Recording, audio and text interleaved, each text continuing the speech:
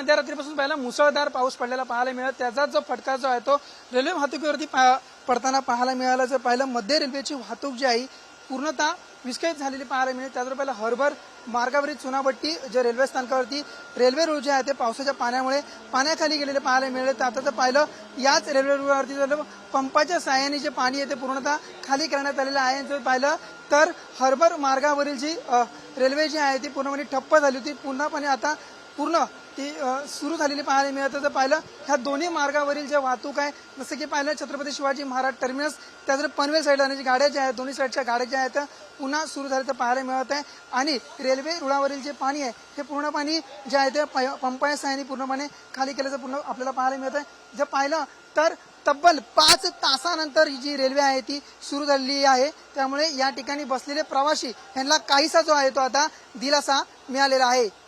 कॅमेरासन Ganesh राडेसह Avinash Mane, TV9 Marathi, Mumbai.